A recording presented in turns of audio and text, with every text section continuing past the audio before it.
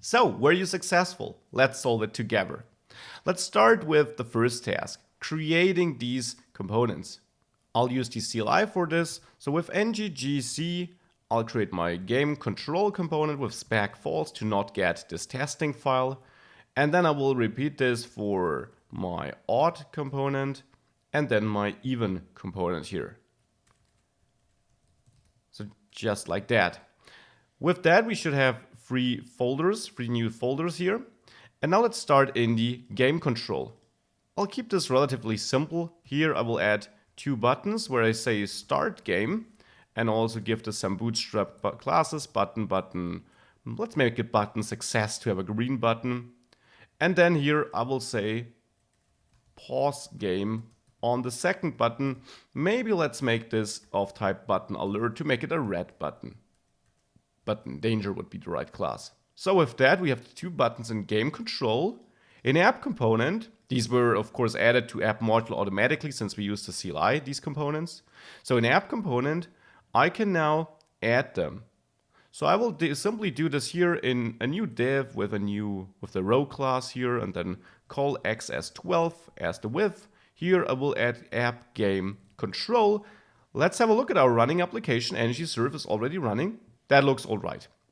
That is the behavior I want. I'll open up the console so that we could see any potential errors, but that of course looks all right.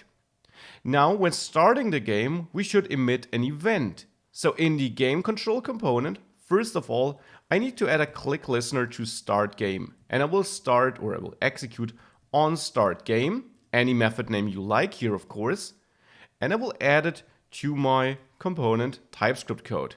So here in onStartGame, I now want to set this interval. And I will store it in a property so that I can later access it and clear it. So I'll simply name it interval here.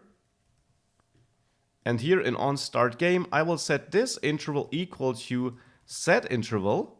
As I said, a method supported by native JavaScript. And here I want to emit an event every 1000 milliseconds, which would be 1 second. And then the function here is a ES6 arrow function again. You could use a normal function, but then you would have to bind this to get the correct reference to this. So here I will use a ES6 arrow function. This is the function which gets executed on each tick. The function doesn't have any arguments, but here I want to emit an event. Now this event needs to be created. So at the top of this file, I'll add another property, and this I'll simply name interval fired. Any name you like. This will be a new event emitter, and keep in mind event emitter needs to be imported from @AngularCore like that. Now this event emitter will in the end only hold a number as a value, so that is why I'll set the generic type here, or this value of this generic type, to number. Don't forget the parentheses to instantiate this event emitter so that you really get an instance of this object. And with that I can now call this interval fired and here emit, and I want to emit a incrementing number. So maybe there are a couple of ways of implementing this. I will simply store last number here and set this to 0 initially, and then I want to emit last number, this last number plus 1.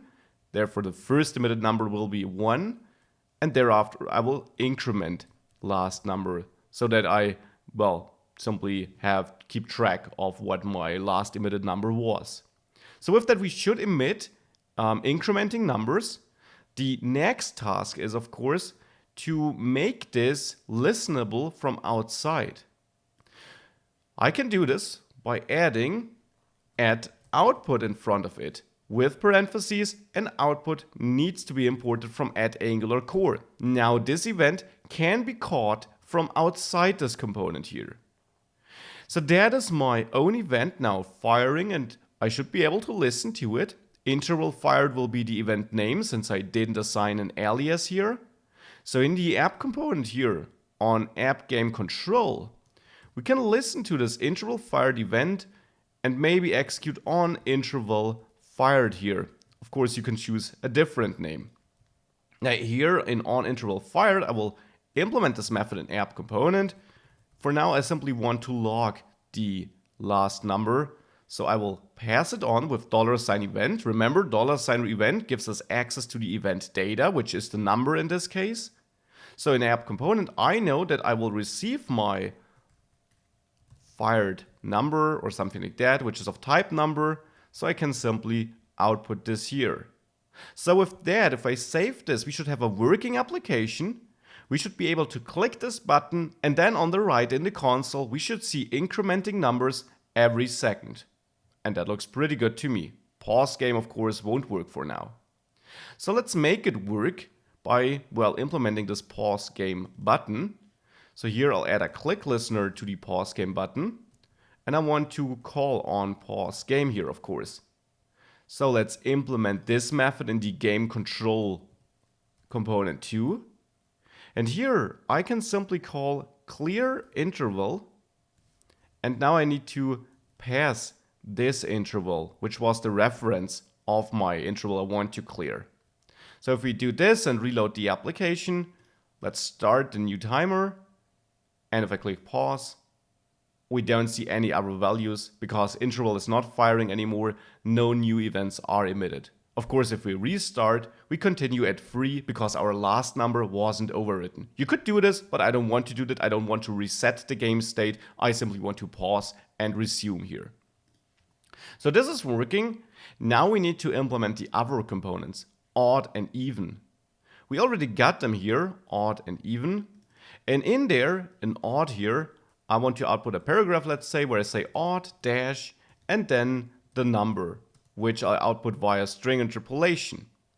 Now, of course, number is a property which doesn't exist right now. So I'll add a property, number, which will be of type number, but it's not initialized. Now, again, this should be passed from outside. So, as you learned it, we have to add input here with parentheses and importing this from @Angular core. With that, we're now able to pass the data from outside into this component. So with that, number can be set from outside. So in the app component HTML file, we probably want to add something below our game control here, maybe a new row, but without the app game control component, instead with the app odd component here. And we will use ngFor to replicate this, though we don't have an array right now.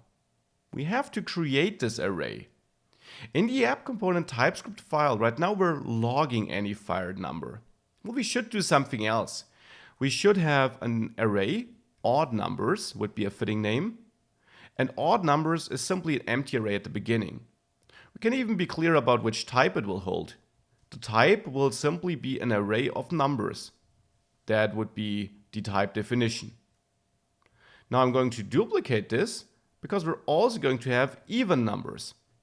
Now in onInterval fired, I want to check if the fired number, if it is odd or even. Now we can check this with the modulus operator. If fired number, and the percentage sign is the modulus operator, divided by 2. If what remains here, here, equals 0, well then we know it's even.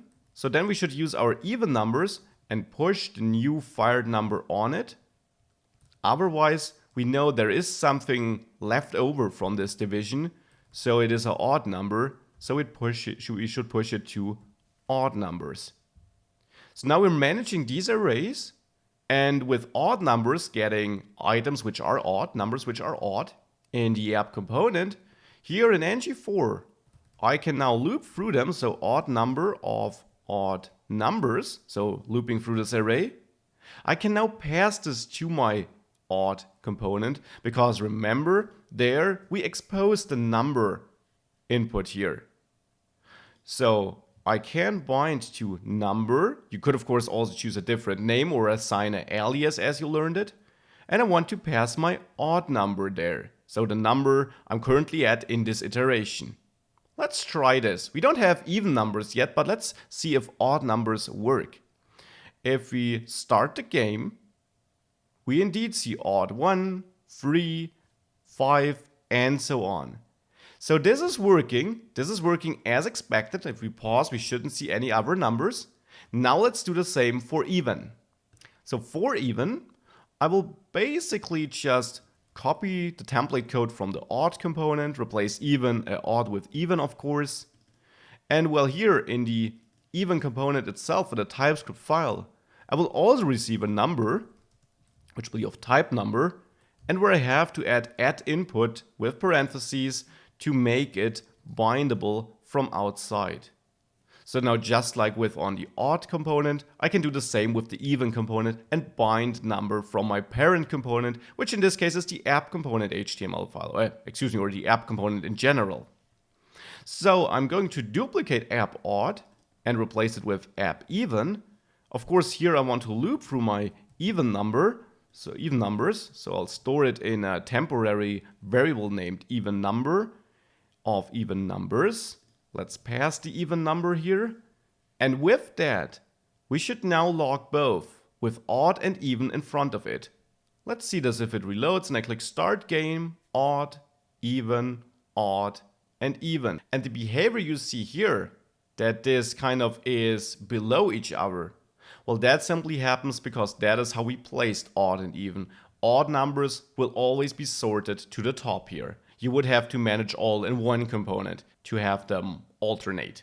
But that is exactly the behavior I want here in this case. So this structuring where we first have all the odd and then the even numbers. With that, the remaining pieces to change the styling.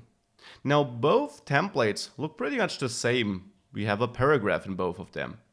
So for odd, why don't we style this paragraph to be blue, have a blue color, blue text color. And for even, maybe we could choose green. And since we use style encapsulation here, even though we use the paragraph selector in both cases, each component will only receive the style set up in the respective style sheet. So if we do this and start the game one more time, we see odd is blue and even is green. So style encapsulation is also working fine here, and you really see the difference. So that was our assignment. I hope you enjoyed it. And with that, let's move on and dive deeper into components.